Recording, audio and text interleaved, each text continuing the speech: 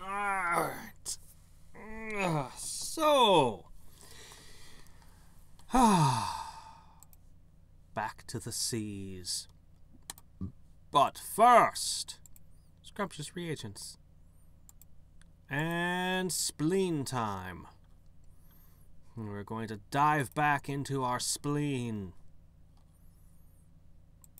which is our portal to the past and the future. And that's all the spleen I can handle. So we're going to have to just go with that. Alright. Anyway, how's everyone doing? Robot grease. Plus 15 sleaze damage. Wasn't that nice? Scientists spent decades trying to find the most optimal kind of grease for lubricating robot joints. Fortunately, they eventually found it. But unfortunately, they found it in packets of fat in the butts of badgers. Sure it's not fast food? No? Badger butts. Okay, fine.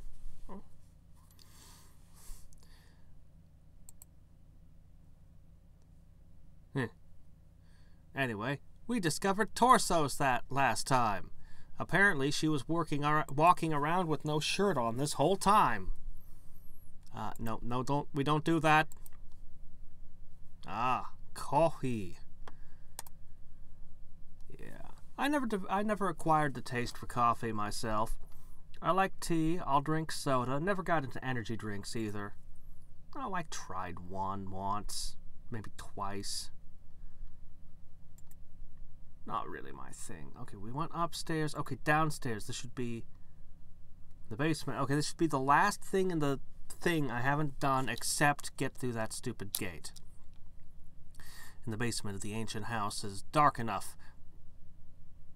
This is dark, but enough light comes in from the stairs to let you see dimly. As your eyes adjust to the gloom, you see that whoever used to live here had an extensive spiderweb collection. Yes, we all need more clones. We don't have enough of them. Or perhaps whatever lives down here now has an extensive spiderweb collection. Those spider webs are trophies from the thing that goes around eating spiders. It takes their webs back and puts them in its little trophy room. You push aside some of the larger webs and are confronted by an array of glowing green eyes. Unsurprisingly, they're attached to the back to a huge, black, fat, hairy spider. How huge? Well, let's see. It's bigger than a bread box, but smaller than a Sherman tank. Guess that makes it as big as a VW bug. Yeah, about that big. A Volkswagen, eh? You know, I think Conan did fight spiders in that Elephant Tower story. Had a big fight with a spider. Okay, and then I guess we've done the town. Okay, so all that should be left. Now, there were counterweights underground past the octopus thing. I've got two...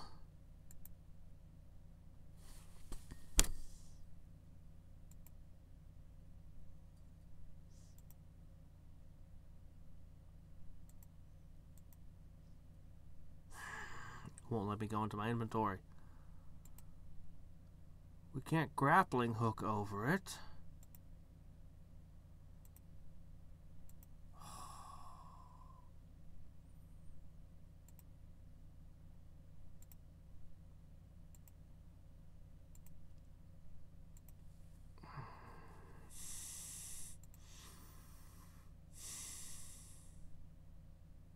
Remains a treasure chest I kicked apart.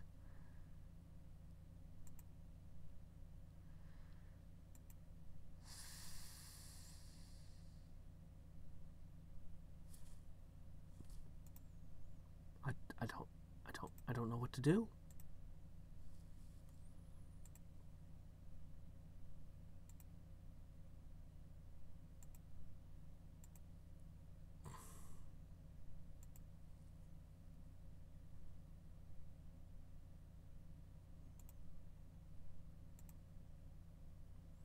Oh, shit, there was more stuff in the spider. Okay, I gotta go upstairs and check the vines on the other building then. Okay, good. There is something I can do. God, I was beginning to wonder, like, what was there?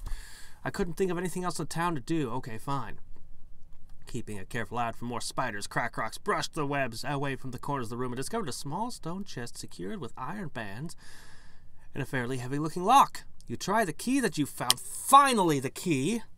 There's a satisfying click. Inside the chest, you find a small geometrically shaped stone block, maybe 2 inches across. You shrug and pocket it, figuring you could use it as a paperweight if nothing else. Why would Crack-Rocks use paper for anything?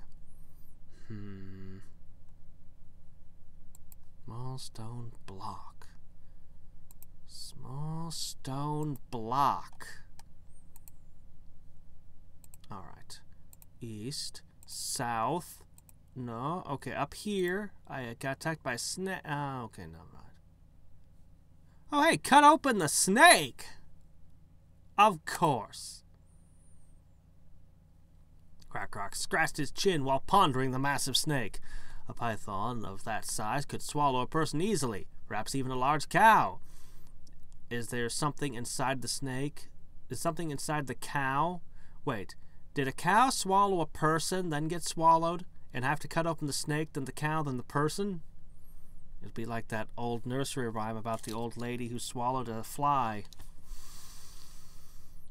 Well, could have eaten something wearing or carrying a stone or metal object. He had known adventurers who'd referred to snakes as nature's treasure chest. I think that's sharks, actually. Not that there would likely to have been any people here for it to have eaten for a while, but it never hurt to be certain. He pulled the snake down from the tree branches, took a knife from his boot. After a few minutes spent with your arms inside the guts of the giant snake, your hand encounters something hard, and you pull out a small, angular stone block. Wiping it off on some leaves, you declare that all the fishing around in the snake's bowels you're going to do today. Yeah.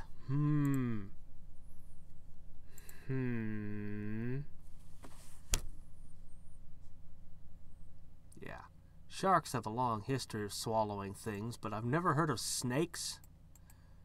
There's even some crazy things. There's a museum where they've got a package of papers that have been pulled out of a shark that incriminated the crew of this other ship. It was just a complicated, crazy story.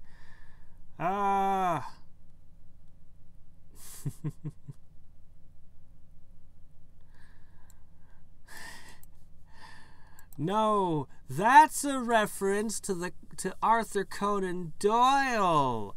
That's why Detective Conan is Detective Conan. I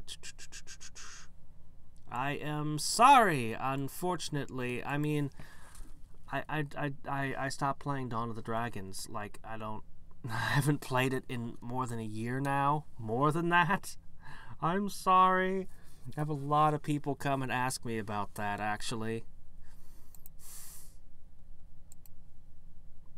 Boop-a-doo.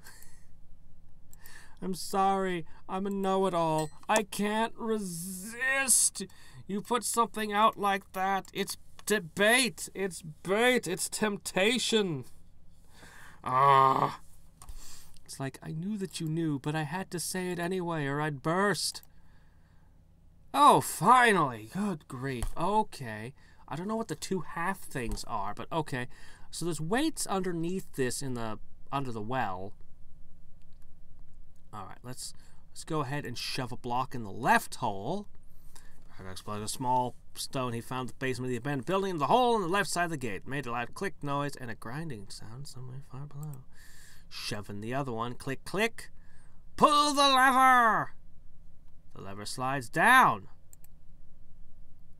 He was a man of action, ill-suited to scavenger hunts and puzzly nonsense. Alright, let me see. East, south, down, into the tunnels.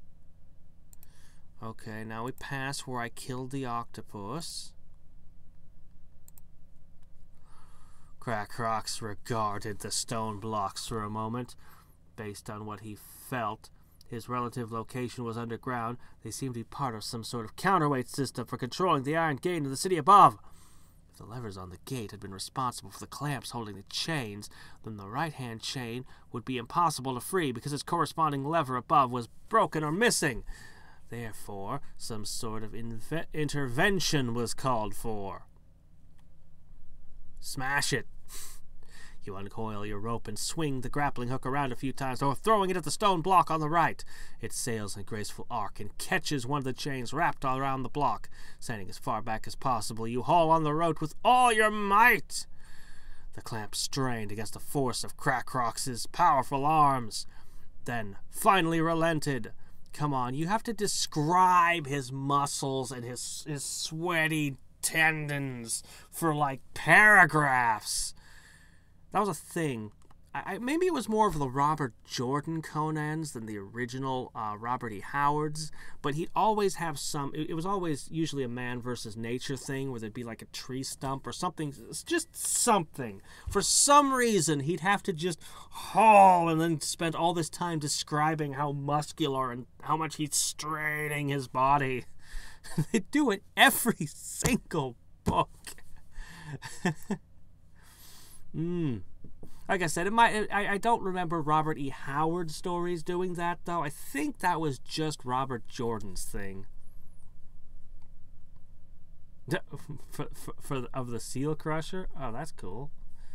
Isn't it kind of old, though, and grody? I mean, I hope you at least washed it.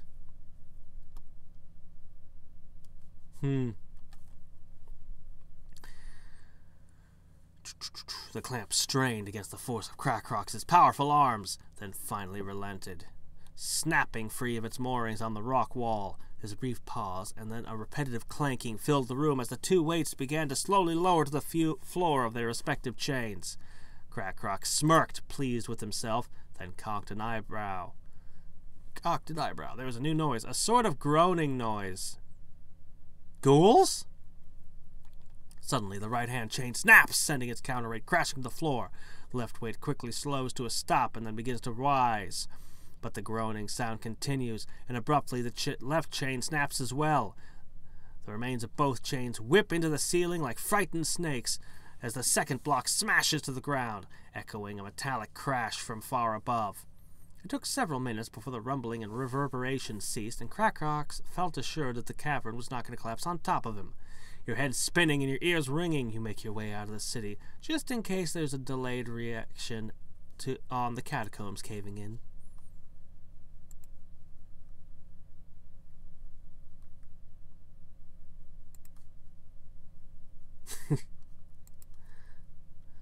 Because it's gross. Ugh. I don't care about couthness. It's just grody and ew.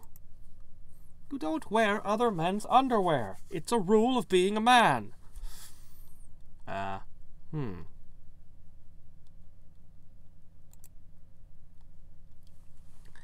You give the iron gate a mighty kick. The metal groans and scrapes against the stonework as it vibrates boomingly. You give the metal a couple more kicks in various locations, probing for the weakest spot. Then back a few yards away from the gate for a running start. Wouldn't it be better to put a lever and pry? Hadriex charged up to the gate with a mighty roar, slamming into it full force with his shoulder. The gate spun free of the stone wall and crashed violently onto the cobblestones in the interior of the courtyard. Smirking, Hadriex nodded curtly at a job well done. Cracking his knuckles, the barbarian, doggone it! Just let me go in. This is really cool and all, and just quit interrupting my adventures. No, I've already killed the Wumpus. I ain't doing it again, game. Okay, alright.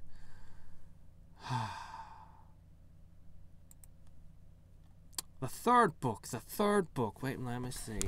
The first one was a spell for chameleon. The second one was the source of magic. What was the third one?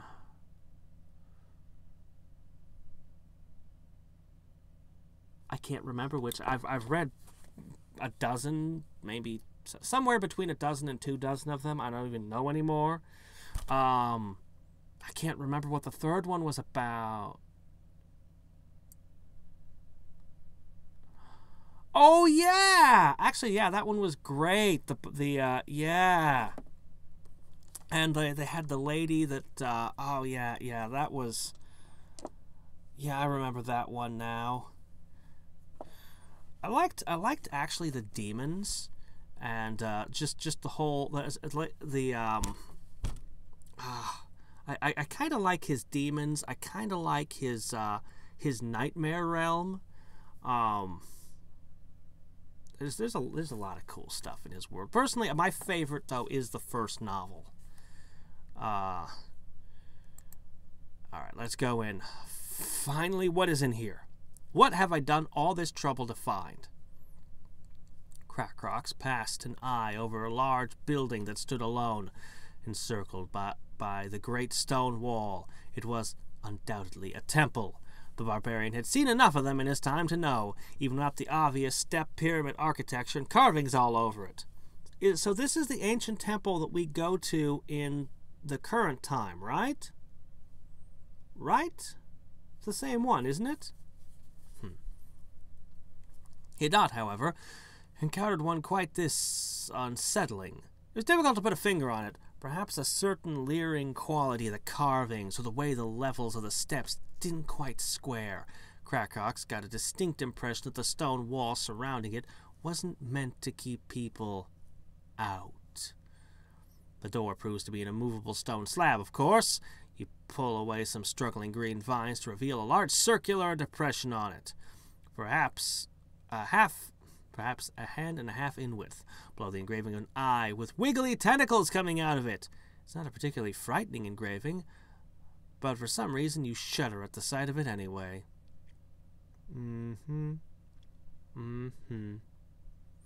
Yeah, Piers Anthony, man. He had a few other series. I kind of liked The Apprentice Adept. That was my first exposure to Piers Anthony, was that one. I just realized The Apprentice Adept is an isekai. Huh. We didn't have a word for that back then. I mean, sort of. I mean, it is a sci-fi on the other side rather than modern day, but, you know, you're suddenly in a magical world, and you're one of the greatest super powerful wizards in that world, effortlessly. Sometimes I wonder about that, man. Piers Anthony, I don't know. He does a lot of stuff in his stories with animals. His origin stories of centaurs, and then the whole love affair with the unicorn thing. I don't know about that, man. I think he might be into some things. Anyway.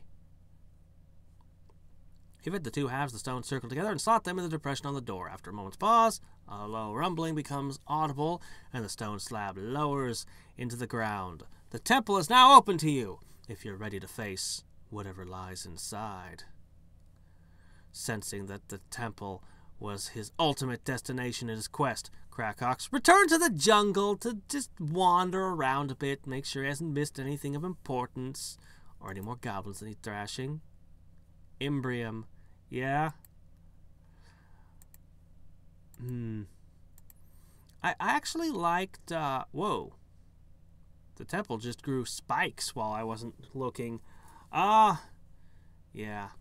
I kind of like Prince Dor.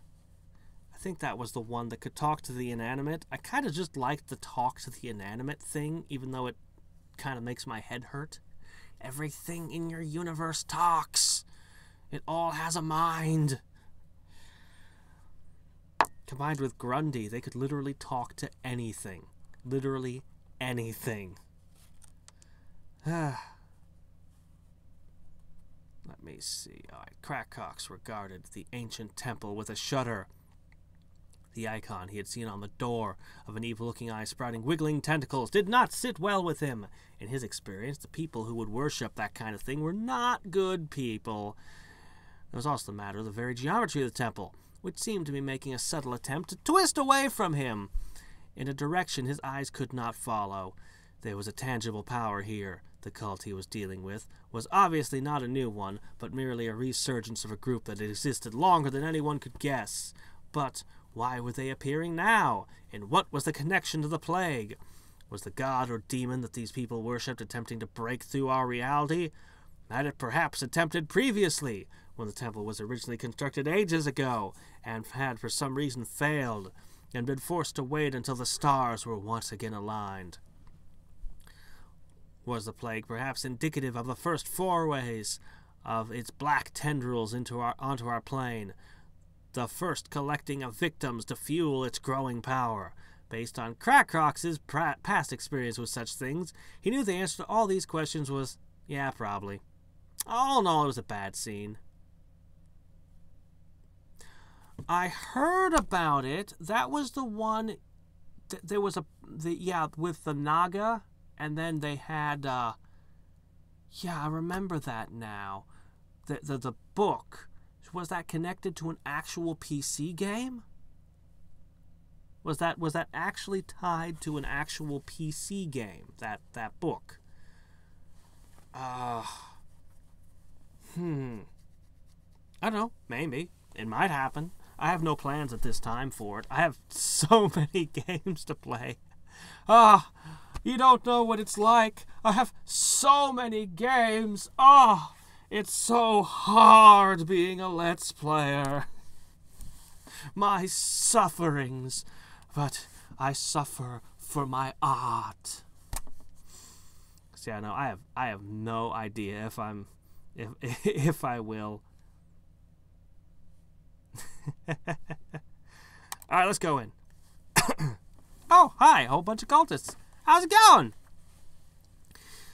You step into the temple, holding up the glowing crystal. Oh, from the Wumpus is like, I'm just holding it up then.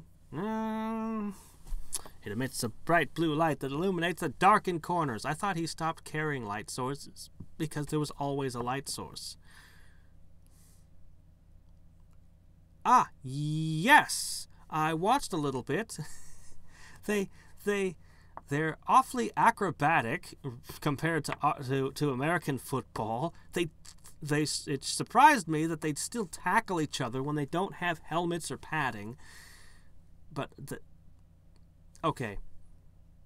If I were interested in seriously watching sports, the fact that they Goomba stomp each other to jump off up into the air to get the ball would probably sell me on this one. This would actually probably, just for that, just the fact that the players Goomba stomp each other to get at the ball would probably be enough reason for me to dig it.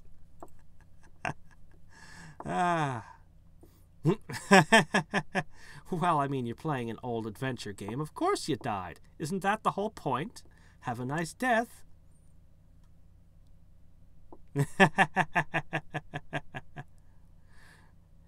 Yeah. It doesn't matter what choice you choose. It's an adventure game. They're all poor choices.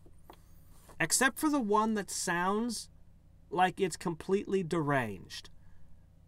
That one is probably the correct choice.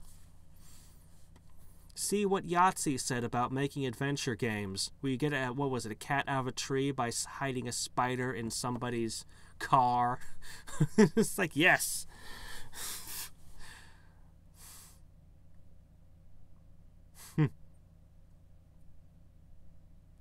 Oh, really? It killed you for picking Grundy. Alright, let's see. Let me see. Breathing elaborate bas-relief engravings on the walls. Okay, we gotta continue the temple. We gotta do the temple now. You considered putting crystal away, so you wouldn't have to look at them.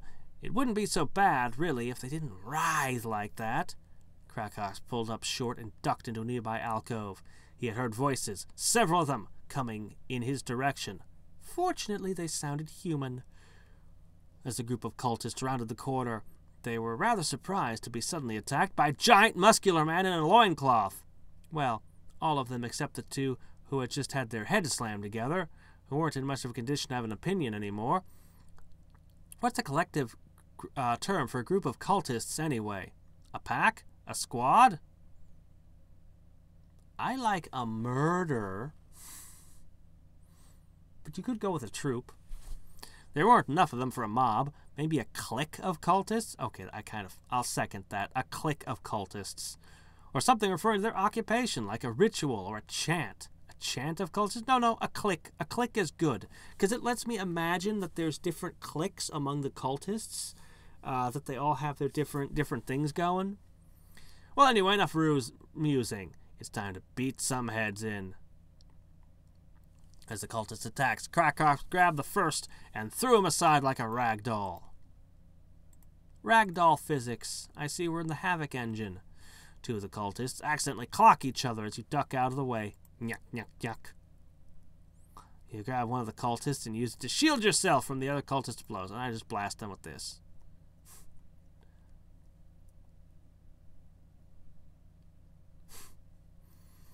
You know, actually, he has kind of the least interesting talent, in my opinion. I mean, don't get me wrong, it was great in the first couple of books, but I find that so many of the other talents have way more potential. And actually, yes, that would probably be correct. Nice one, Tom. You're right on it. Okay. One of the things that drove me crazy about Xanth was how bad Piers Anthony is at thinking through his powers. It's not just an entire book of, the good magician is young. I know the solution. Fountain of youth water, you know where it is. Reverse wood, done! And any moment now, the characters are going to realize this. Any moment now, the characters are going to figure this out, right? Right? No, he has to create a new magical solution at the end of the book out of just nowhere. Or when they get attacked by the waves of Mundanians assaulting Xanth, and I'm looking at all the characters going, oh, your powers are so cool, you can do this, and you can do that, and you can do this, and you can do that. Oh, the Mundanians, are they not going to stand a chance against... You're not using your powers, guys. Guys, you have powers! Cool things you can do! Okay, we're just gonna kinda... Yeah.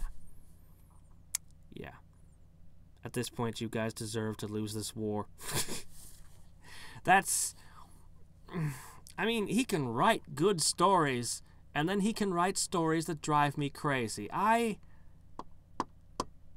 Yeah, he did. But that's only because I'm told fans told Piers Anthony. He should have known. I'm actually super magic system focused. Like, I didn't realize it until years later, but like I'm like hyper focused on magic systems when I read fantasy novels. And I've just kind of always been this way. Like, I was thinking about magic systems even back like our view of magic systems is fairly modern, like within the last couple of decades. We've started having authors really like put it together like that, because magic used to be like just, it's just this mystical thing, like, you know, maybe learn true names or something. We're going to follow a barbarian because, you know, we couldn't have a wizard be the hero. They could just wave their hands and do anything. But we've started systematizing stuff. But I have a friend, like, I've had conversations. I've got a friend that's into like the political stuff. He's a big Games of Thrones kind of guy, and we'll read the same book.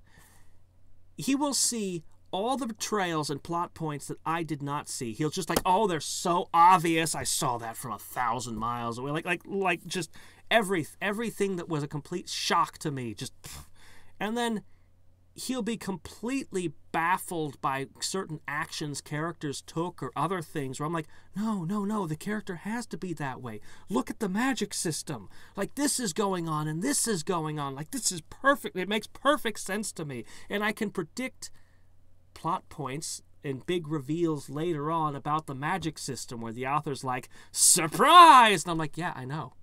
I've been waiting for that to happen for like the last 200 pages. I'm always focused on how the magic works and how it interacts with things and what goes together with what. And, you know, I'm apparently that's just my main draw for fantasy novels. And I love a fantasy novel with a good magic system in it. When I first discovered Brandon Sanderson, I described... First, I was annoyed. That got it. He's writing the books that I want to write. Like, that was one of my ideas over there. And that's another thing I want to do. And then I've kind of to accept, like, yeah, he's writing the books that I want to write. And I'm loving reading them. I don't have to go through the trouble of writing them. I can just read them. Let me see. Pierre Grimbert's. I have not read that one. I don't know when I'm going to get to dive into fantasy novels again. I'm actually doing a lot of podcasts right now. I have a huge list of podcasts. Is this it? Yeah, I have this big list of podcasts, and I'm checking them out one at a time, and I'm striking lines to the ones I don't like and putting little notes on them as I figure out, like, it's... You really can't see that in this lighting. This whole page is covered in writing, and it's all podcasts, top to bottom, that I want to check out for different things. The one I was just trying to get working yesterday was Voice Acting Mastery. Unfortunately, I can't seem to get more than the most recent couple of episodes to play unless I have iTunes. So I tried installing iTunes on my phone, and it was called Apple Music, even though it used the same symbol, and then it wouldn't play the stupid thing. And if you ever make a podcast, don't limit it to a single platform. There is no reason that a free podcast... They're not charging money to listen to it. So why is it iTunes exclusive? What reason? What reason is there for iTunes not to just freaking download and play? I've looked over the App Store thing. I'm like, where is it? It's not listed. The only thing here is listed as Apple Music. It has the same symbol as iTunes. Is it iTunes? It looks like iTunes. It's iTunes, right? That thing won't show up in it, so it's not there. I don't know. Anyway, I'm going to take a note. Another author I need to look at is Jack Vance, I think his name is. He's supposed to be the origin of the magic that... He's like the godfather of Dungeons and Dragons. Is his magic system, I'm told. All right, let me see. Pierre Grimbert's G Universe. I assume that it's got audiobooks, right? It's got to have audiobooks because I can listen to audiobooks while I work on other things, but I have very limited time to read. Just straight up read. Alright, we're on our last bottle. What is this? I was fighting the cultists. Okay. Another group of cultists. I'm just going to have to beat up groups of cultists, eh? Or does the game want me to do something else? Do I have... Oh, you know what? I had skills. Mighty Shout. No. Furious Cleave. Furious Cleave. Yes. I'll make a note of that too. 6 heirs. Heh. My King's Quest was King's Quest, I think it was 6. It was the one subtitled Heir Today, Gone Tomorrow. Oh, please don't run out of... Oh! No. Please don't run out of spleeny adventures. Just give me... Oh, come on. Come on, come on, come on, come on. Come on, come on, come on, come on, come on. I want to know how the story ends. We've got a horrible plague turning elves into pudding. You think it's that virus that went off from the first adventure? Nah, it's too Cthulhu-y. It's gonna be some kind of space amoeba or something. Alright.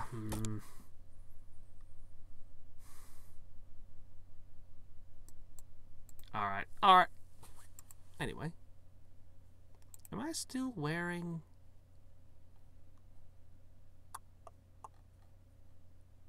Yeah, I was still wearing scuba gear the entire time. Alright, so...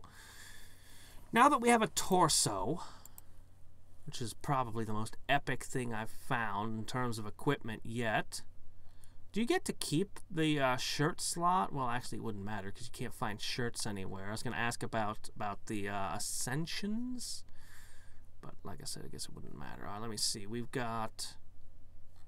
All right, what we need is...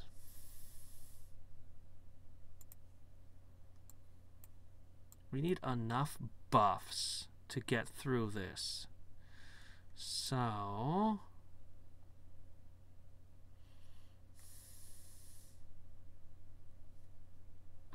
okay, good. Perfect. Alright.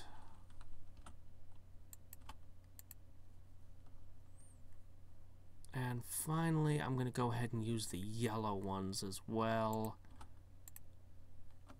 What can I use a wumpus hair for? Let's try it. Nope. I guess I'd have to kill multiple wumpuses and try to forge something. Too much trouble. Okay, I need the broccoli. Should be, yes. 100 adventures. That'll probably be okay. Alright, what else can I add? Stat buffs. The karmas? What karmas? What karmas?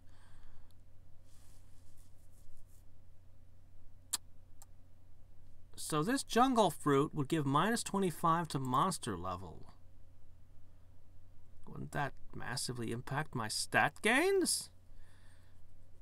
Well, if it means I win the fights, then I guess I may as well do it. Full of yourself, fruit.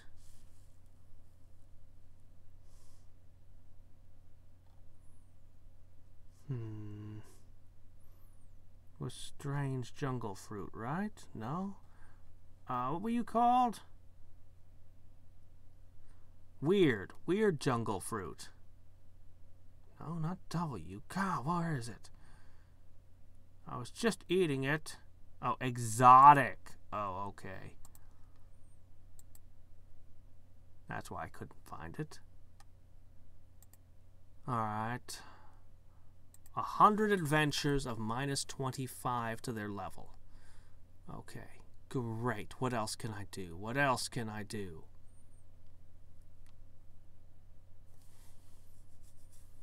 Instant karma? Oh. I don't know. I've been using these, so I keep using up all my spleen power on bodily adventures.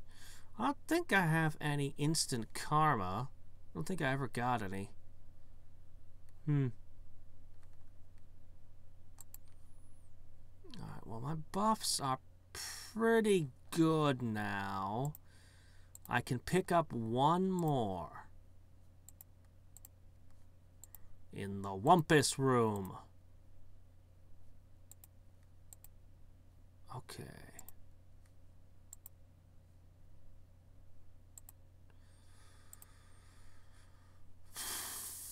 Oh, whoops. 1 second. Where is it? Where is it? Where is it? Where is it?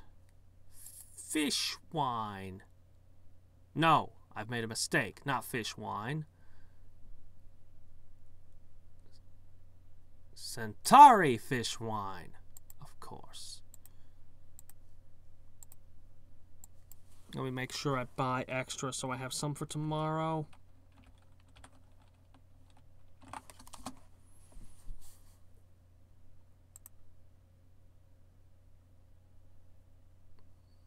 There we go. I can buy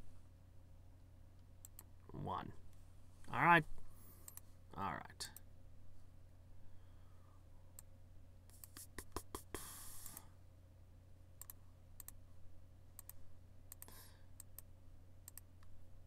All right, one sec while I take care of something over here.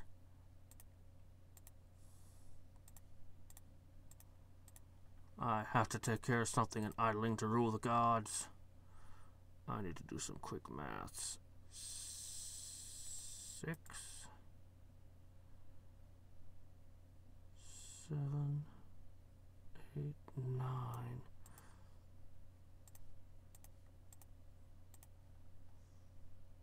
Okay.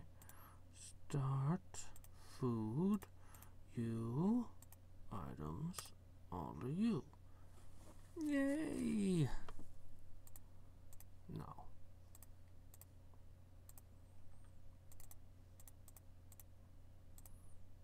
Okay, there we go. Perfect. Sorry, I know that was all off camera. It's alright. Okay. And back.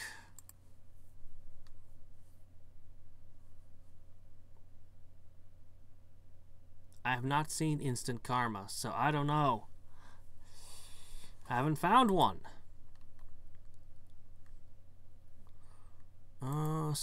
Show Grandpa her notes. Okay. I found yarn.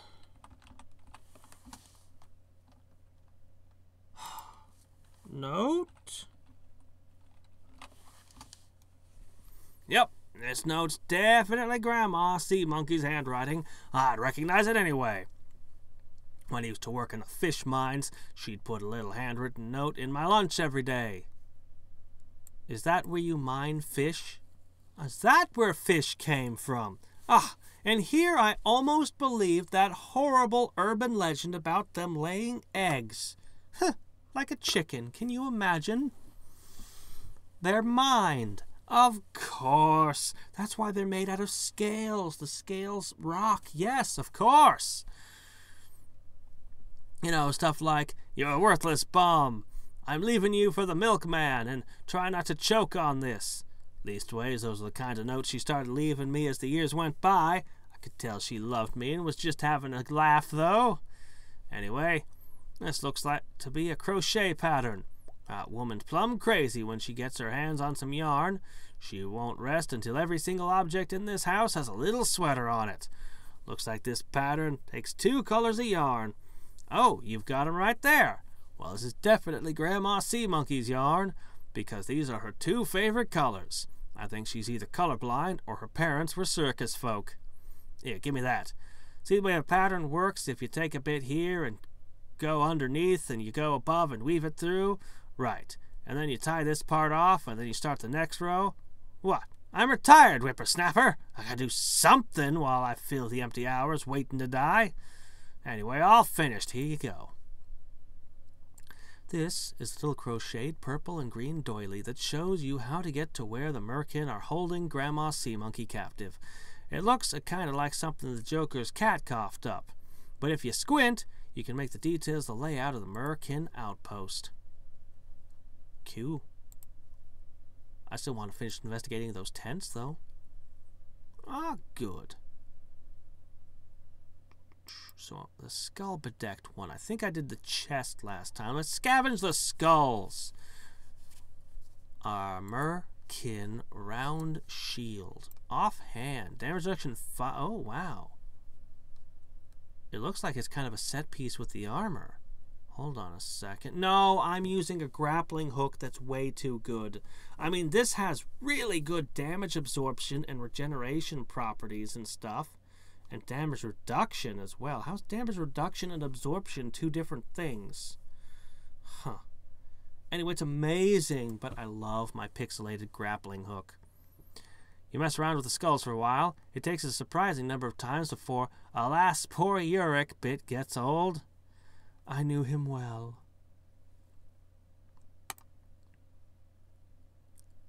Granny, does your dogfish bite? What? You study the Merkin outpost from a nearby hill, orienting the hideous crocheted map on the layout of the camp. You follow the map to a little tent on the outskirts of the camp. There's a ruckus within the tent as you get close, and the tent flap bursts open as a Merkin wearing a brightly colored crocheted tail cozy swims out as fast as his barnyard tail can carry him.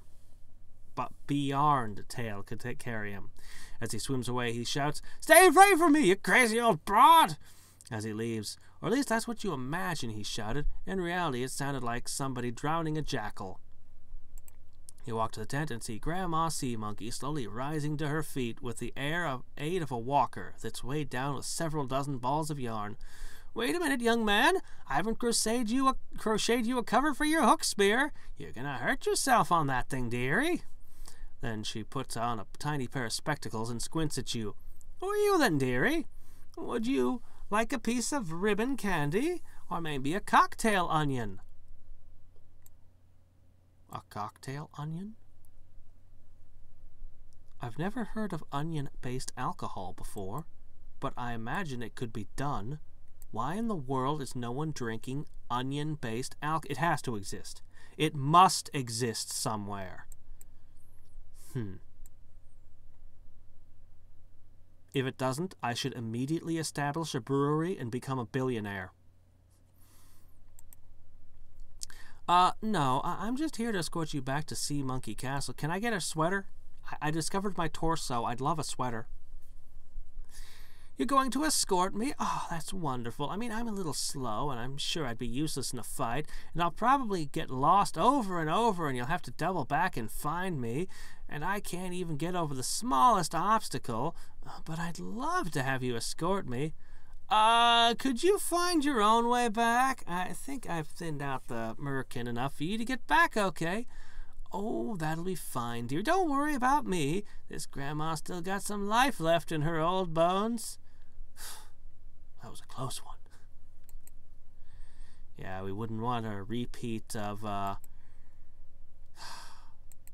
Lagoon's first dungeon. It really is a great game. It just... well, it's just cleverly disguised as a terrible game.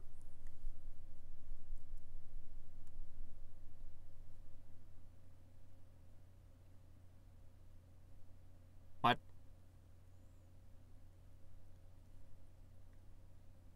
Okay.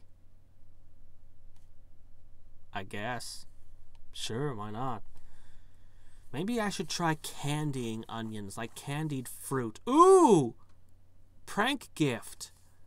Fruitcake. But instead of fruit, you put in bits of garlic and onion that you've candied instead of fruit. Oh, wait, no. No one would ever discover your prank because they just keep passing it around between their family members and no one would actually eat it. Actually, I like fruitcake. I don't know why everyone jokes that it's terrible and inedible. I mean, there are inedible fruitcakes. Don't get me wrong. I don't love all fruitcake. You can screw up and make a terrible fruitcake that is completely inedible. It can be done.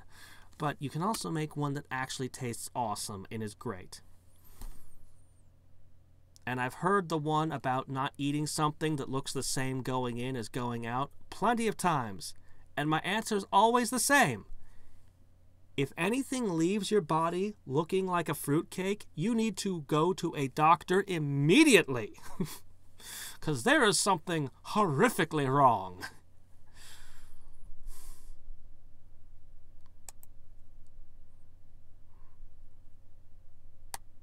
Yeah, no, people love to throw that one about something, you know, people love to throw that one at you when you admit that you like fruitcake. That's what they say to you. And it's like, no, that makes no sense. That's not reality.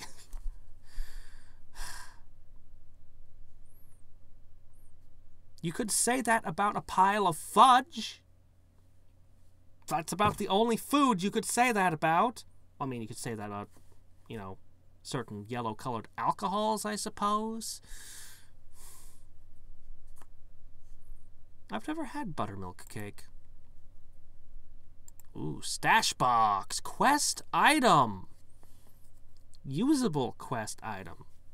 This is a little iron box about the size of a brick. It's kind of heavy, being made of iron and all, but since you already have the key, it's not like you're going to be carrying it around for very long, right? I have the key? Do I? Oh, 48 sand dollars. Holy crap. Can I get another one? This is a map. Shows the location of the Merkin Deep City, the central hub for what passes a society among these jerks. Normal people wouldn't want to go there, but since you're an adventurer and you specialize on beating things up, this is right up your alley. Yes, okay, I want to explore the third tent, but then I'm going to try to get another one of these boxes. If I could get a box every time I do that, it probably is a one-time thing, but if I could, that would solve all my problems.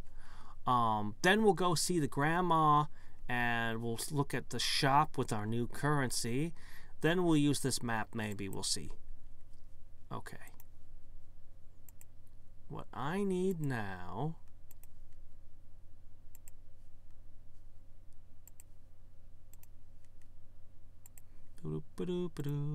Oops. Oh, come on! Just die.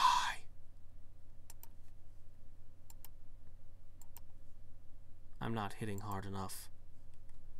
I mean, my hit points, my defense is a work of art since I got a torso, but... Oh. You see a handle made of rope sticking out of the sand behind one of the tents of the Merkin outpost. You swim a little higher and see there's a giant X on the sand there, with the cross of the letter right where the handle is. Well, this looks pretty promising. You grab the handle and draw the chest out of the sand, straining and hauling until you've got it. It's got a distinctive heft and rattle when shaken that makes you suspect it's full of undersea riches. Well, I wasn't attacked. You open the chest and see it's bristling full of sand dollars. With all this loot, you could build an entire sand castle. Well, I mean, you could just build a sand castle for free. But with the sand dollars, you could pay someone to do it for you. Then you could knock it down and pretend you're Godzilla. Because that's awesome. But why? Why the senseless destruction? Uh-oh. Once again, the sea has consumed all of my magic. I need something to increase my magic damage. Well, God, having a ball is still in play and I'm already having problems killing things. That is not good.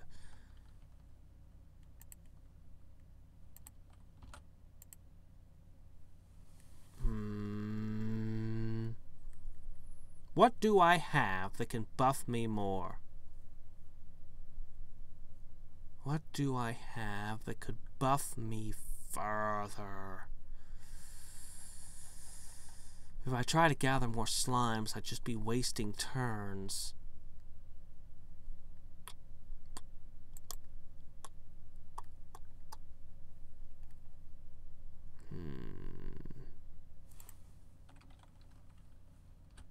As well. I can use that robot grease too.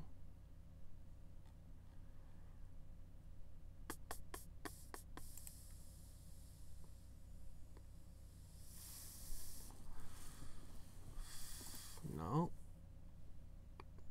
Buffering bars? What do you mean, buffering bars?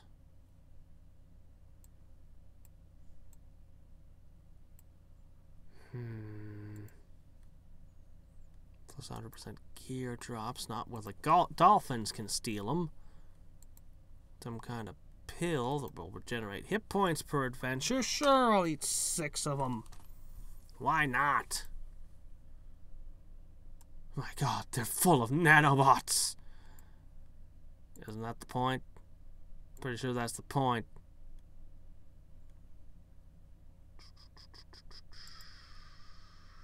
Item drops. Yet again, no.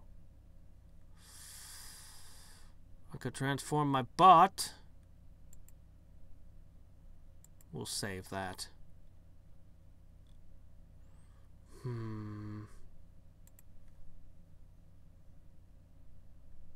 Trading mysticality for moxie.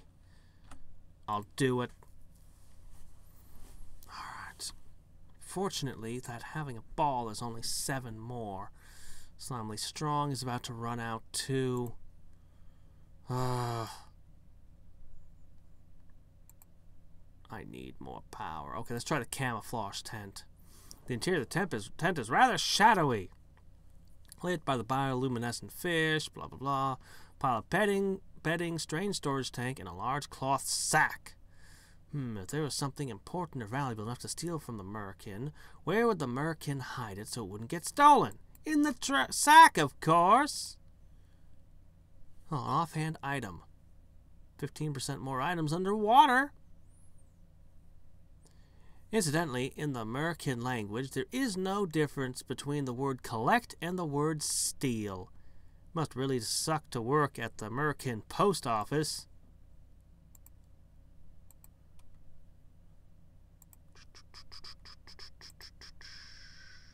Okay, camouflage tent. The trunk. Fast juice. All attributes minus 5%.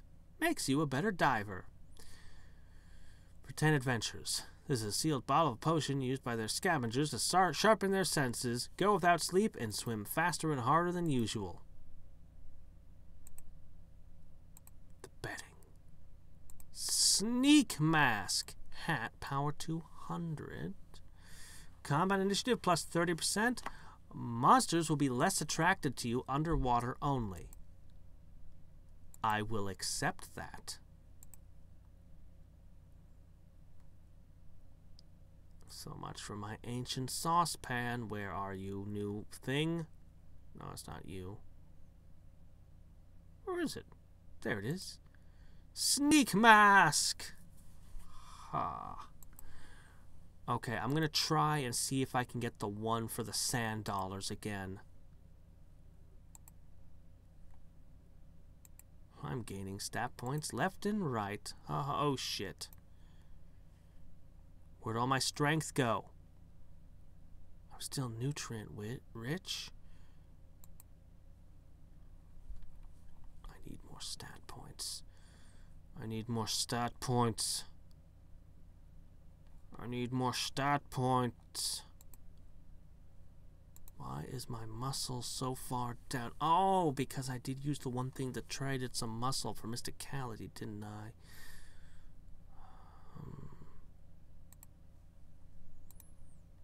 Can I please have a second ball? No. I know. Alright. Oh, please, no. Crap. I need hit points. How do I get hit points? This is a problem.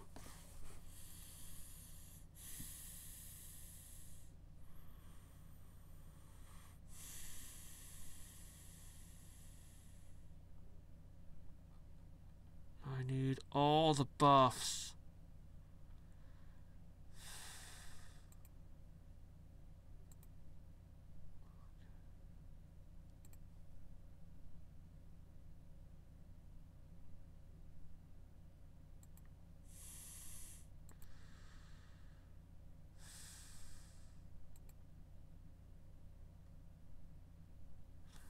Anything to increase.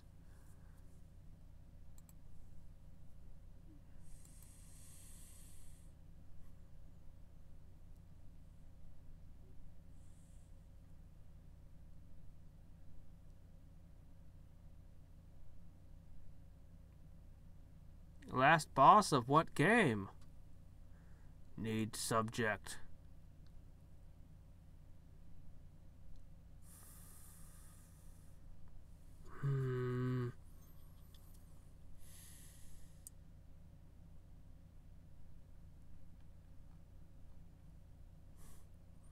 can't buy slimes. I know that.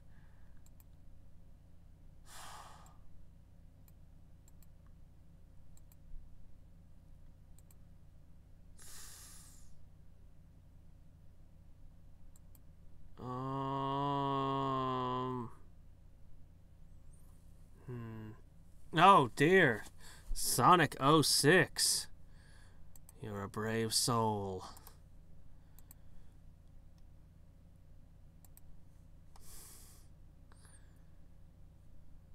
There's a version of Sonic 06. They rebuilt it using a different engine, and supposedly there's a decent game. At least the levels they've made so far are supposed to actually be fun. I forget which project it was. They made it in... I can't remember if they were building it as a mod of a more recent Sonic game or if it was being built with like the Unreal Engine or something. There's a lot of Sonic fan games, like a ton of them. More than you would believe. Every year there's an event, Sage, that's just a big fan game thing for Sega. And it's mostly Sonic. Well, I mean there's a lot of other stuff there too, but it's a lot of Sonic. And then the ROM hacks that go on forever. Just so many ROM hacks. Most of them aren't very good, though.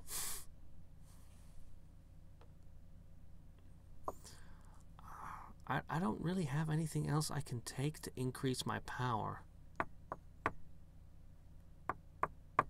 I need hit points.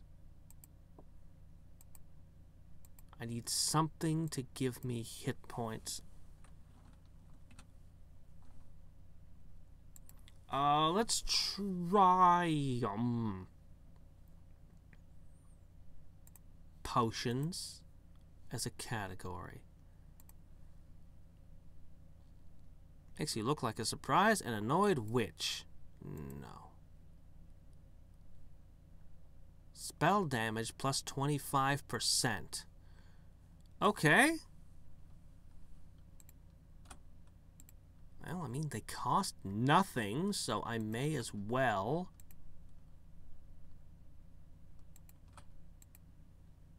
Okay, so that'll help me a little bit with my damage. Is it? I didn't know that. 8-bit banana. Stench damage. That doesn't help me. Makes you look like a sensitive poet. Plus 20% combat initiative. You know what?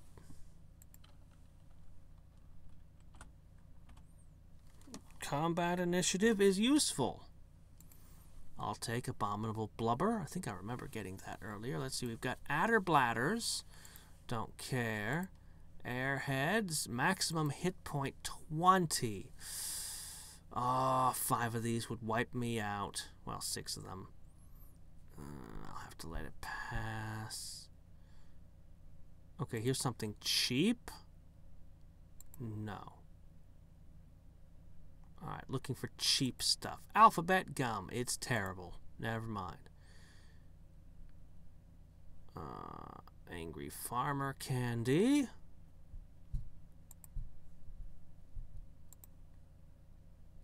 Antagonist. Well, plus 30% combat initiative. That's fine. I can make use of this. I'll use anything. The big thing I need is a hit point boost.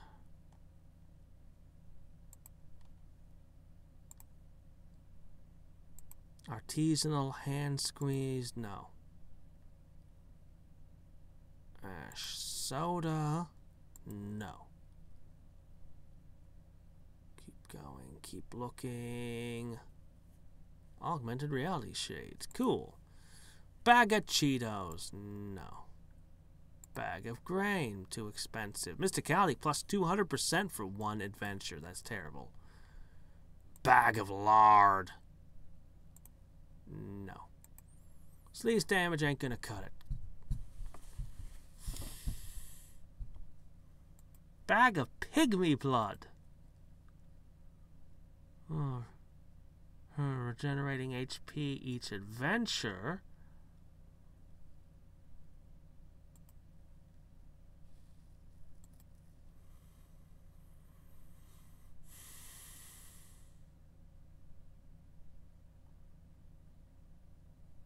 I need cheap, inexpensive beard incense. No, that's not a thing. I refuse. Mustache cups are a thing. Beard incense, no, I refuse. A lot of things that want to give me more meat per monster. 3 adventures, that's not enough. 15% muscle.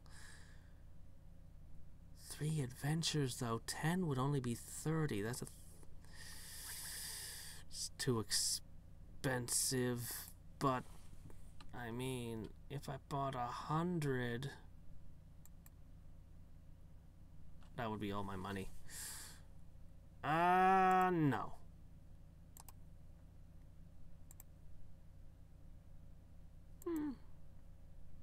Big dribbly candle? No. Phytoectoplasm. Is this it? If anybody knows a good, cheap item I can use for this, just, you know, don't feel shy. Chime on in. Okay, that's just another sugar rush item. Bit of quail spleen. Red lipstick. Bittersweet tarts, probably a sugar rush. Black body spray. Moxie, 10%.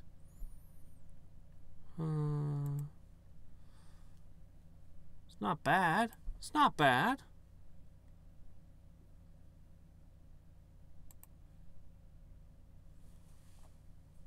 If I'm willing to accept minus 40% combat initiative, this would give me 10% muscle for 10 adventures. It's not much better than that last one.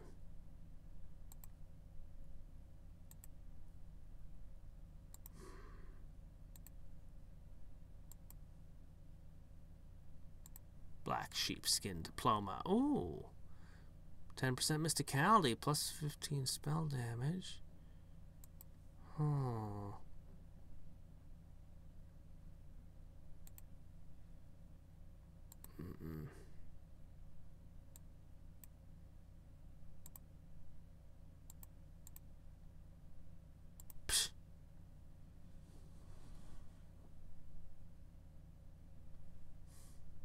No, I refuse.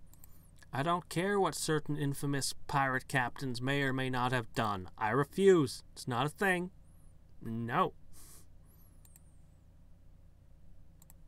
Too many items that make you look like something. Come on, come on. Give me something, game. I'm being stingy, I know, but you gotta give me something. I just need hit points. With hit points, I can do this.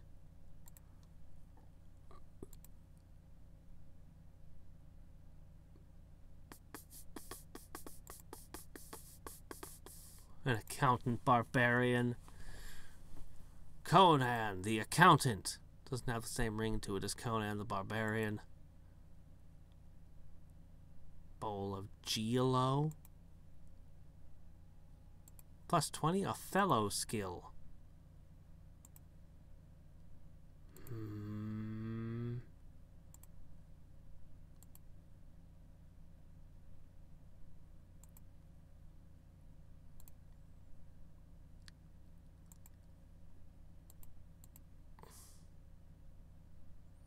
Okay, an energy drink. Hit points? Hit points? No, plus 5 stats per fight. Ah. Anything I can use. I just need a little bit of hit points.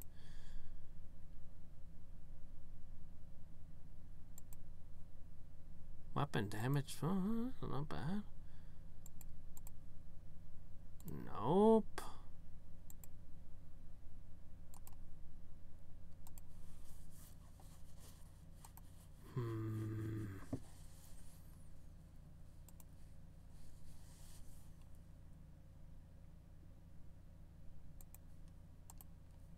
Talks like a pirate for 50 adventures. Arr! Okay, that sounds kind of fun. Can of drain cleaner. Death? Makes you look like a plumber, of course. Arr. Fun fact, you cannot purchase, like the drain cleaners that you can purchase, like on the open market, they're not the same drain cleaners that actual plumbers have access to.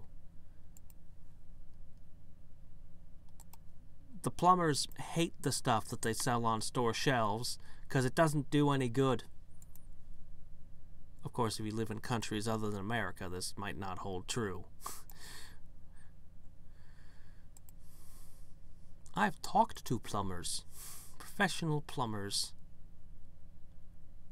Candy, candy, candy, candy, candy.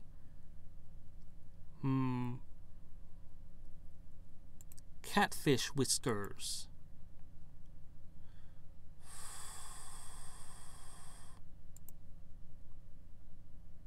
I just need a hit point item. I should go back and buy the one I saw a while ago. The one I passed on. I should go back and do that.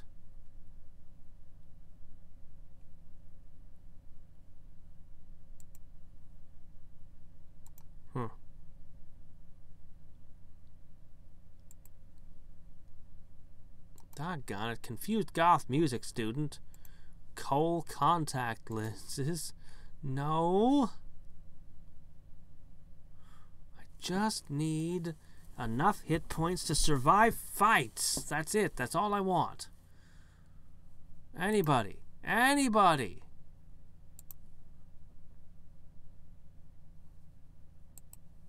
Alright, after this I'm going to go back. If I don't find something here, I'm going to go back to the start. There was one I passed early on. I'll take. Confiscated love note.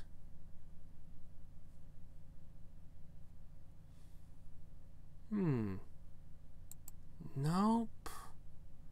Not quite. Spell damage plus 10%. Not bad. Corrupted data. Corrupted marrow.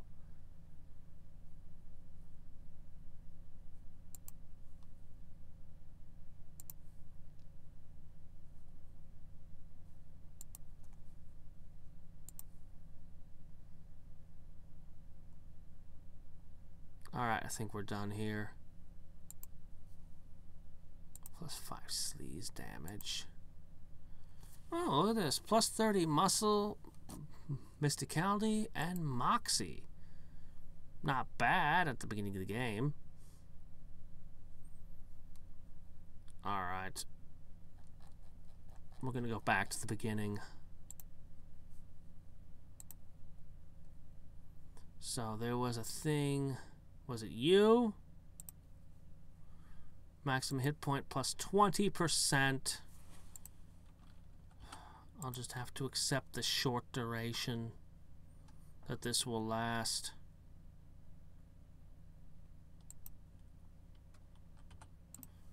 And that's it, we're spent. Okay, let's do this. So what we've got here.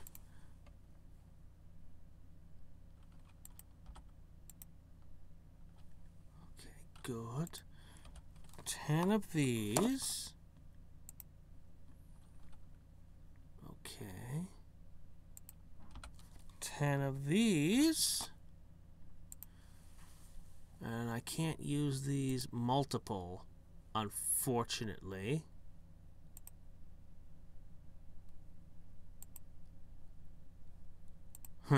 Solving it involves a hammer. Well, whatever. As long as it gives me plus 25% spell damage, I don't care. Alright, there we go. Alright, you merkin. I've got your numbers now. There's no way you can fight me at this point. Okay. It was the weapon rack, right? No? Look at that. Extracts meat on critical hits. Cool. I guess I should say spear rack because all the weapons turn out to be spears. Okay, then it was in the skulls? No. Right, I'm not going to get it again, am I?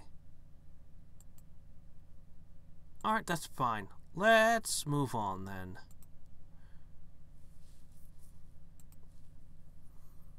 Oh, hello there. You look so cold. Would you like me to make something for you?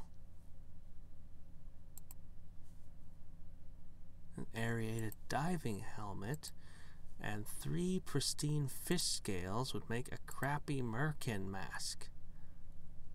Lets you breathe underwater. Oh, without having to have the backpack on. Huh. Crappy merkin disguise has 2 pieces. Huh. I'm never going to get all the costumes. Sushi doily. Scimitar cozy.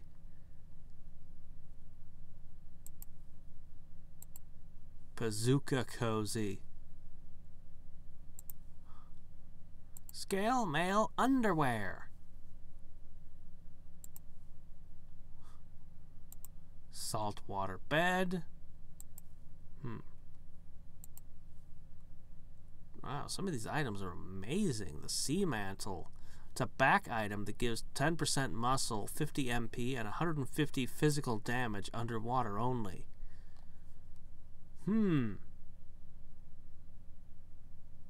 Yeah, I know, right?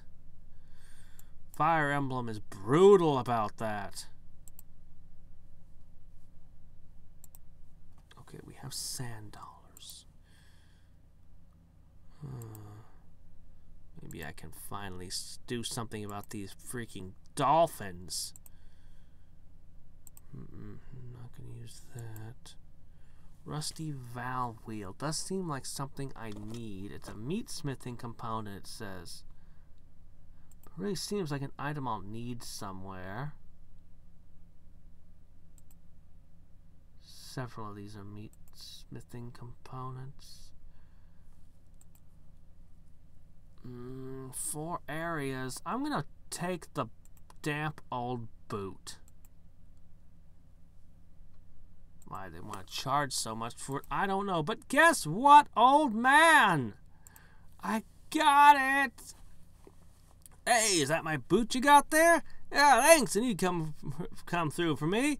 What can I get you in return? Surely there's something with this pile of old treasure that you could use. Damp old wallet. An old wallet with a weird circular bulge in it. Like somebody got confused where they were supposed to keep their can of chew. Crate of fish meat.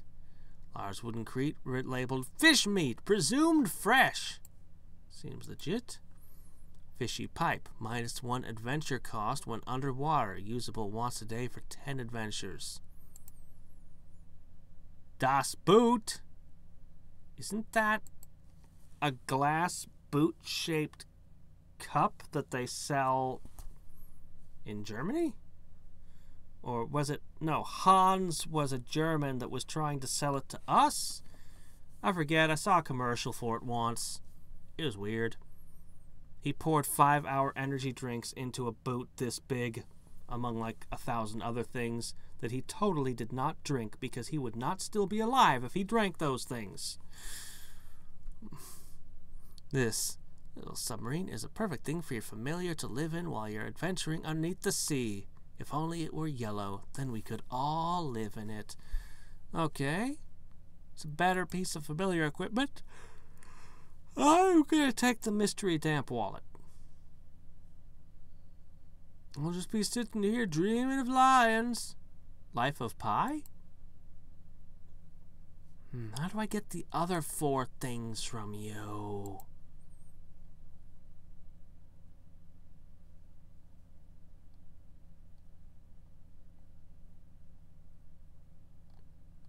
Where's the wallet I just took? There it is.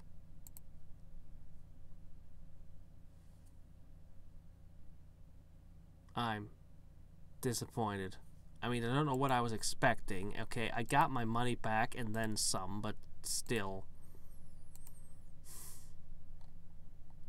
Fine! Well, in that case, I'm gonna buy a map to the skate park and dive bar.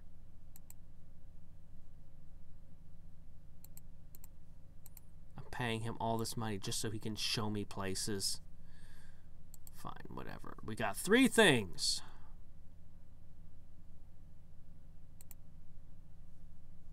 Well, American map trail marked an area of seafloor where the currents are powerful enough to take the map right out of your hands. Aw, crap.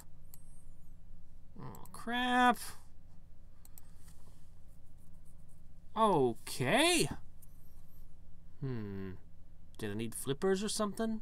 Alright, we've got intense current, skate park, dive bar. 3 more areas to pick from. I can't go to the intense currents. Currents are far too strong. Yeah, I'm gonna need flippers.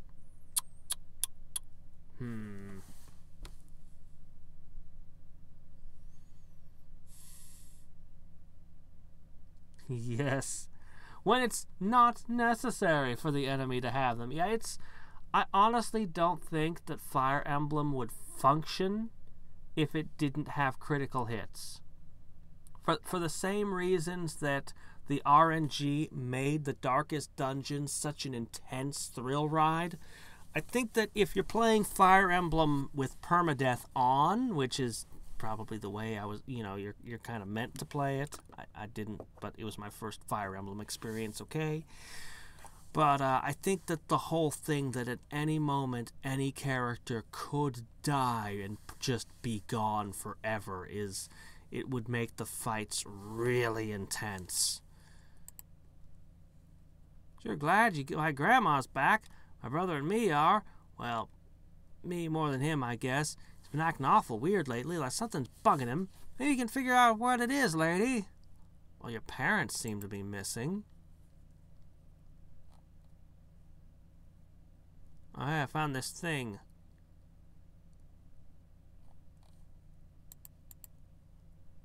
Black glass. Quest item. Small lens of opaque black glass. Combines the attitudes of a monocle and an eye patch. Is the perfect accessory to wear at a fancy pirate party. Oh, yeah, it would be. It's preferably a steampunk one.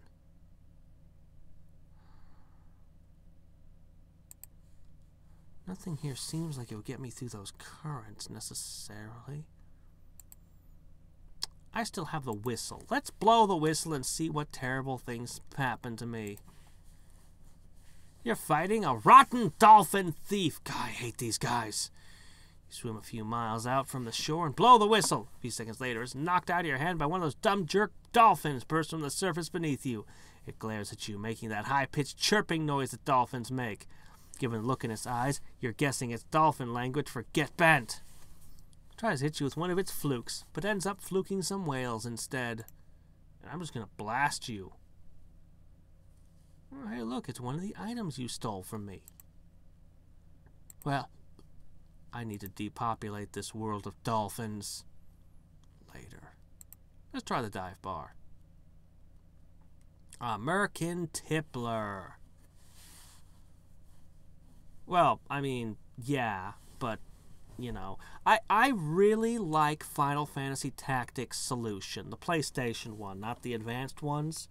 When a character is struck down, you have 3 turns to revive them with a Phoenix down, or they die forever. And I think that was a really good thing, because, well, I mean, I've talked about it before. You find yourself taking risks and pushing characters out into danger to try to res somebody before they expire for all time. It was good. Like, when a character would fall, it was really dangerous and bad, because first of all, you just lost, you're down a character and you're still fighting, and things could get unhinged and more characters could fall. But also you have to worry about, you know, just the positioning and everything. It was a really good solution. It would almost never would a character actually die. It was forgiving enough that you'd almost never lose somebody because of it, but it always would make things way more tense.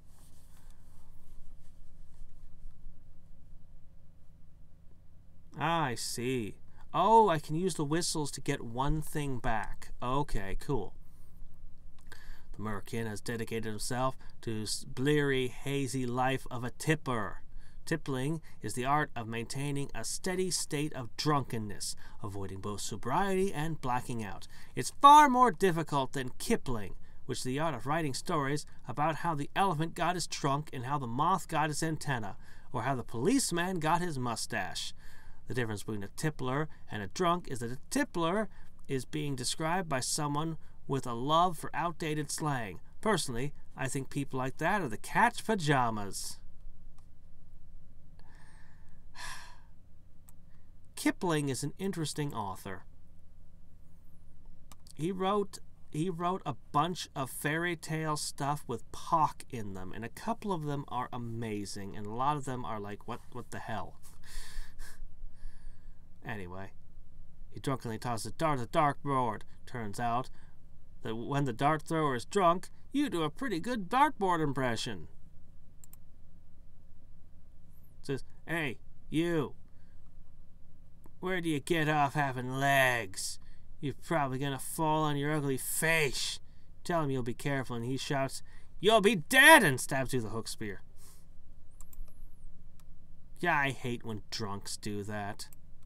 A pink slip. Escape a fight with a merkin without spending an adventure.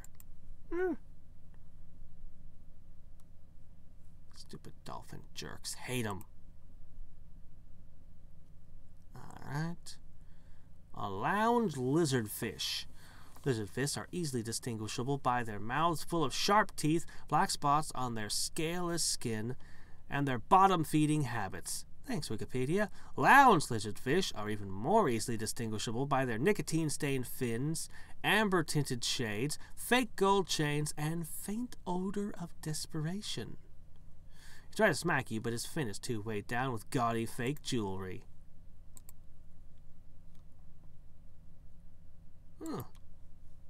Amber aviator shades. Accessory. It's a pretty decent accessory, but nothing I'd write home about. A nurse shark. These sharks are the bane of the dive bar. He's been taking up space at the bar for the past 3 hours, but he's only halfway through his first drink. The rigors of interning at a fish hospital have driven him to drink, but he can't really afford to let loose. He takes a tiny sip of his drink, then bites you in your shoulder.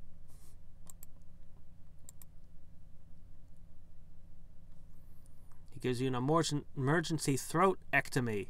Man, your insurance is never going to cover that. Slug of rum. Makes you a better diver as a fancy cocktail ingredient.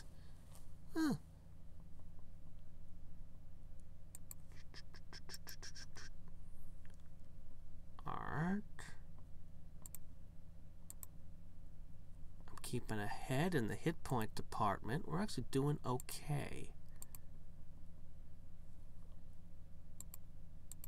Weak sauce.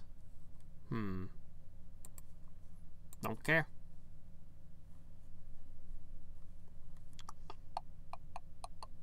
I may have to recast my buff soon. I don't have a good source of restoring MP left, do I?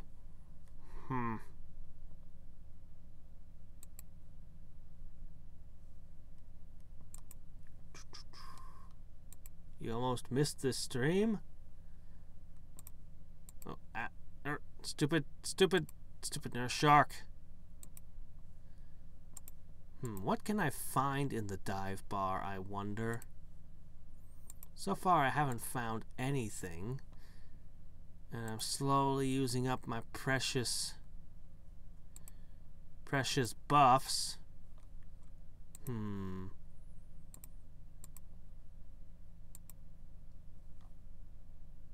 A nurse's hat. I need that. I've not even been finding sand dollars. Okay, I absolutely have to have that. No ifs, ands, or buts.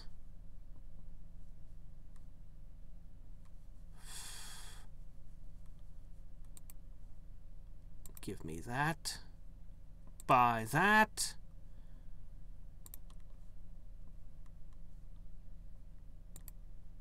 You.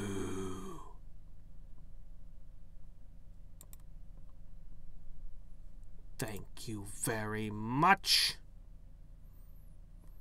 I mean, the sneak mask is pretty good with a plus 30% initiative, and monsters will be less attracted.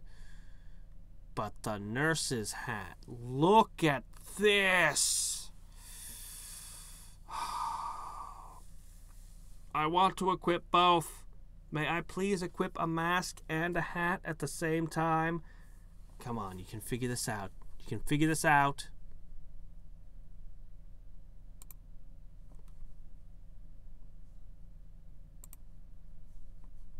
I begin to think there is no non-combat encounters here. But hey, I'm regenerating MP and hit points now. Not enough MP, but some.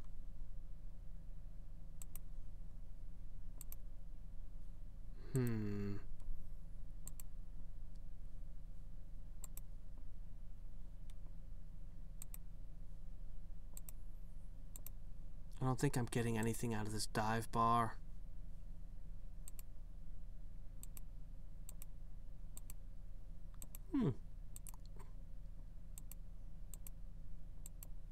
Did my piddles run out?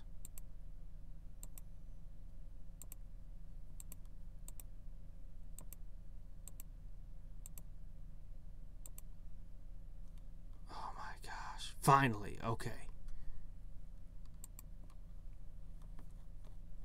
Whoops, wrong way.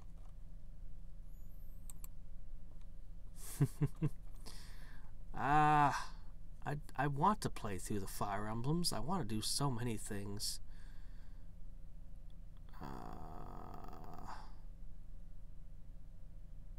I'm not a bird, but I'll try it anyway. Darn. Why? Why won't you eat it? You need to eat it.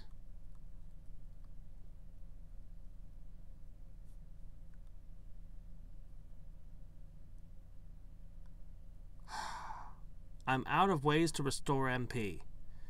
I need a way to restore MP. Isn't there an alcohol that does that? I think there is.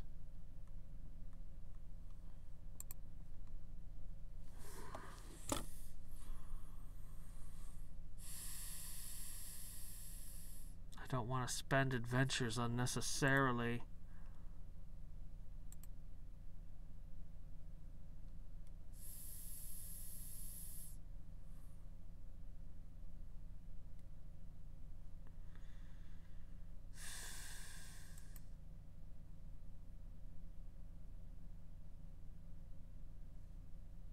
How can I best restore my MP?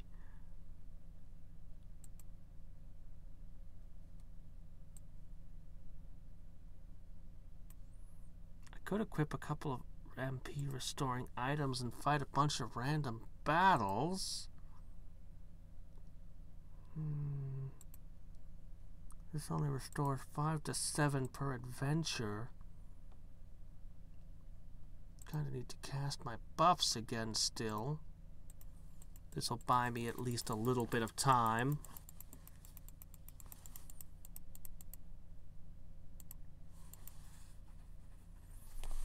Alright.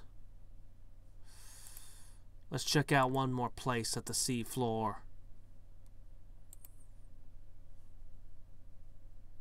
Rumble near the fountain. Okay, let's do it. Any second now. There it goes. Well, hey, there's something. Crap, I needed to see that. Come on. This is one of the vicious skate punks. Let's take it over the skate park. I'll have to look at my own Let's Play when it's archived and see if I can catch what that said. It scoots around the park on a pair of roller skates, mugging unsuspecting mermaids and generally engaging in underwater hooliganism.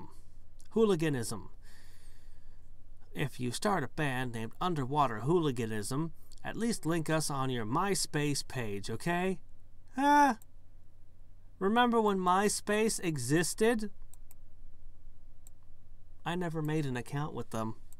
Of course, I didn't make an account with any social media until ages later.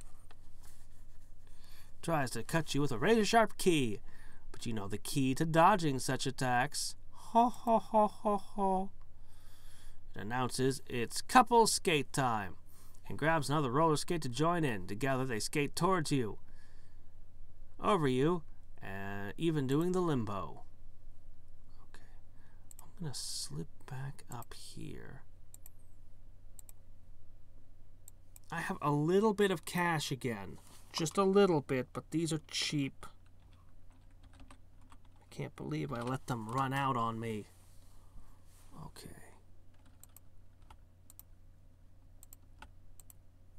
I need to belch the rainbow.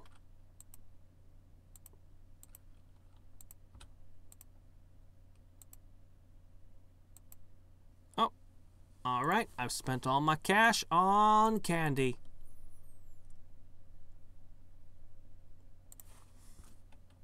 And the whole belching thing makes me assume that it's kind of gross candy. But that's fine. You stumble upon a relatively peaceful section of the skate park. 2 objects at your feet. It looks like a scuffle between the ice skate and a roller skate resulted in both of them dropping their weapons. You know what? It's time to draw a line in the sand. And something tells you, perhaps the voice of Patrick Stewart in your head. Why is Captain Picard in my head? This is as good place as I need to draw it. It's time to pick a side. Will you pick up the ice skate blade and teach those roller derby jerks a thing or two? Or will you pick up this brand new key and lead the roller skates to victory against the holds of unitarded ice skates? I want a key or blade. I'll take a key blade, please. Pick up the new key, testing its weight in your hand. You're eager to try beating some ice skates with it. Okay, it's a one-handed knife.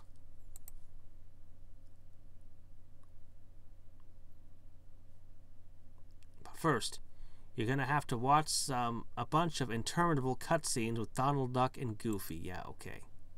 Yeah, okay.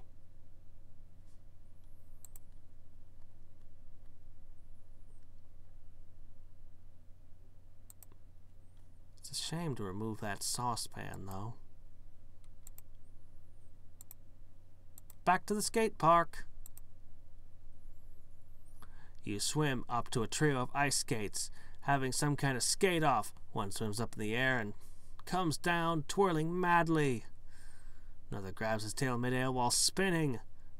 Yeah. Bring it, air breather. Oh, it's already been brought and prung, whatever. You say and charge them, wildly slashing with your brand new key. Turns out no matter what skill level an ice skate is, they all know how to do a triple flea in abject terror.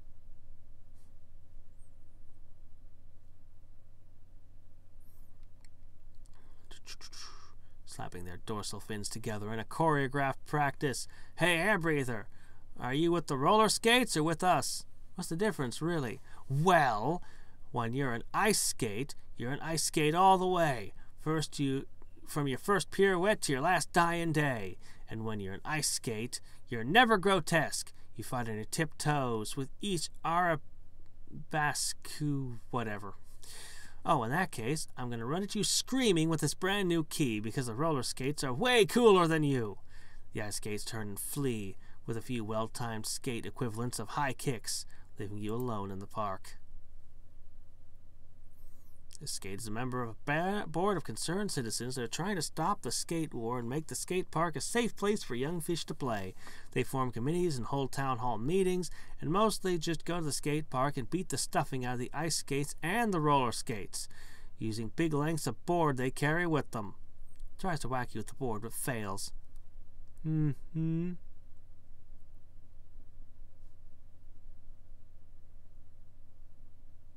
I can't use my sauce apocalypse.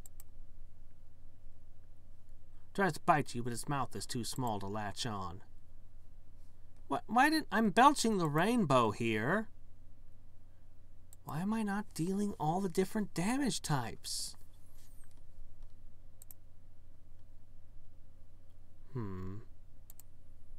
Oh well.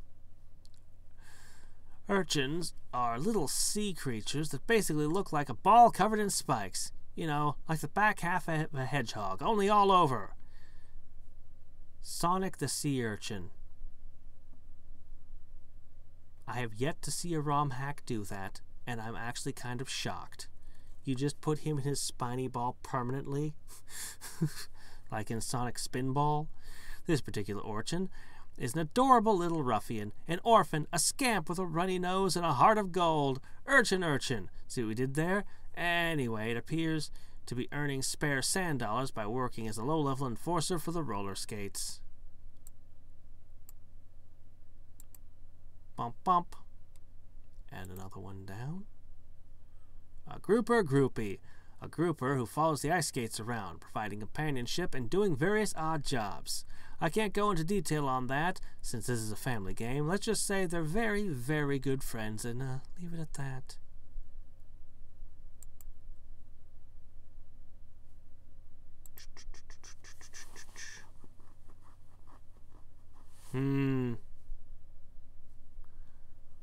Yeah, I should have gone with the sub instead of... But I didn't know what was in the wallet. I was like, oh, something hard and round? Could it be something interesting? And then no, it's just yeah. Look around the park and see there's only one group of ice skates left, and they're carrying under the merry-go-round. You swim up brandishing your brand new key. One of the ice skates sticks his nose out a little to talk to you. Look, air breather, this isn't your fight. Why just leave us alone? All we want to do is dance and sing and write serenades for our roller skate crushes. You know, everything a tough gang is supposed to do. With you around, we can't even remember our choreography. Wow, how did you guys ever survive against the roller skates this long? Listen, this is their park now, and you'd better clear out. It's going to be even harder for you to dance when you're missing 2 fins in your tail. I'm going to turn around and count to 3, and when I turn back around, any ice skate still in the park is going to get cut to ribbons. Understand what I'm saying? Chum. You turn around, count to 2, then turn back. There's nothing but a trail of bubbles where the last of the ice skates work. Good job! You intimidated the least intimidated creatures under the sea. Under the sea. Ooh, what's this? Underwater slingshot. Only works underwater somehow. Comet, the roller skate. Ooh, makes you a better diver for 30 adventures. You're such a good swimmer right now, you feel like you have a pair of nice strong fins instead of arms. It's like telling the world, back off, I'll take you on. I'm fin strong to take on anyone. Another song reference. So long as you're taking on, what you're taking on involves swimming, that is. Swim up to Comet, leave the roller skates, he thanks you for helping out the ice skates, and challenges you to a fin wrestling contest. Used a few times, he teaches you the classic under the waves maneuver, which you have to modify because you have thumbs. But after a while, you master it. You swim away and notice your biceps, triceps, and uniceps are tingling. You didn't even know you had uniceps.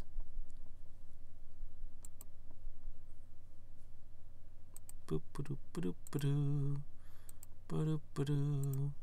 Skate park is actually fairly easy as far as areas go.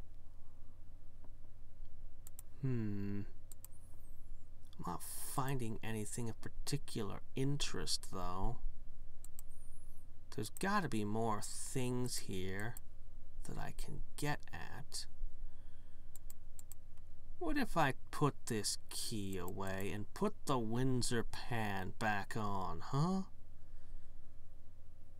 What would happen then? Would that change anything?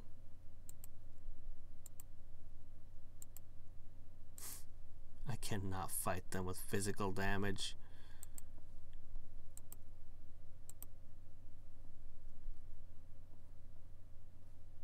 No, it's not. I'm Finn Strong.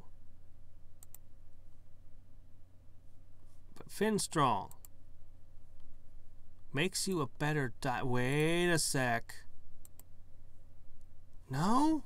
Finn Strong won't get me through the intense currents? Well, then what does it do? What does it do then? Also, I need more sand dollars. Ah! It's almost 2 hours. I'm actually pretty tired. It's 5 a.m. I need to go to bed.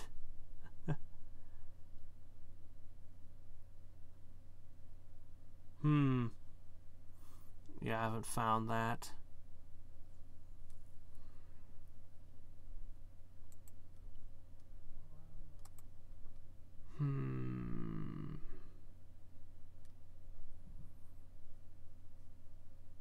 Wow, I've not been finding money in the skate park, have I? That's a good idea. That'll be my last act for the day. Hey, yo. He's gonna start talking about currant bushes, isn't he?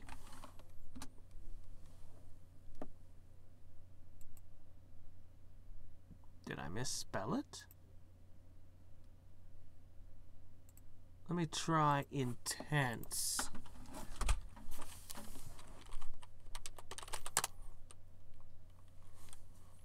Let me try.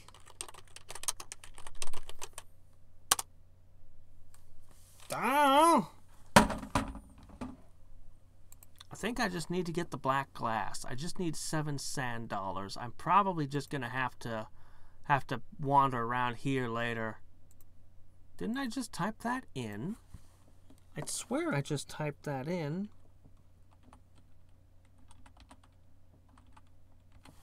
I did intense currents. What? Aw, dang it, you went and distracted me. I was reading one of my favorite radio stories. And now you went and lost my place. I'll have to start over at the commercial. And now I'll have that stupid cigarette jingle in my head all day. What do you want? Currants? Them little raisin things? Yep. Currants as in the berry. What do you want to know about them for? What do you think I know about that? Don't give me that look. Of course I know what a mouse is. I may be aquatic, but I've read a book or two in my life. Not like you kids these days with your moving pictures and your text phones where you can't use all the letters. Oh, currants! Might as well have said so in the first place, instead of mumbling and talking to your shoes all the time. When I was a lad, I knew how to look a fella in the eye when I talked to him.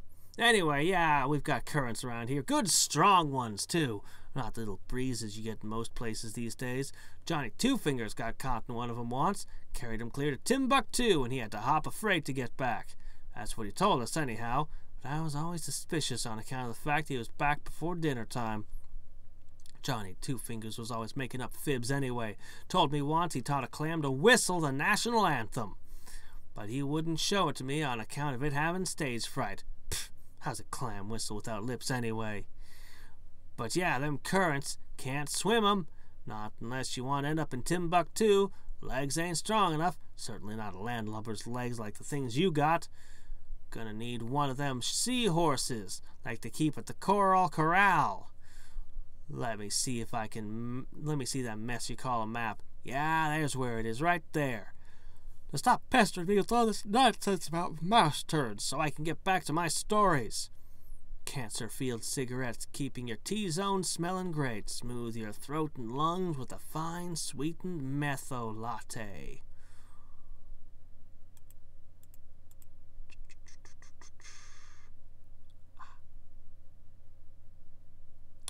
Okay then, tomorrow. Let's gather our slime and end our day. I need...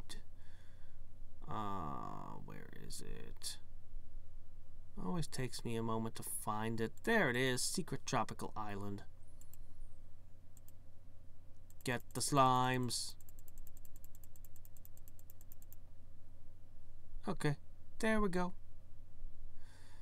And until next time, and every time, this is Hadriex.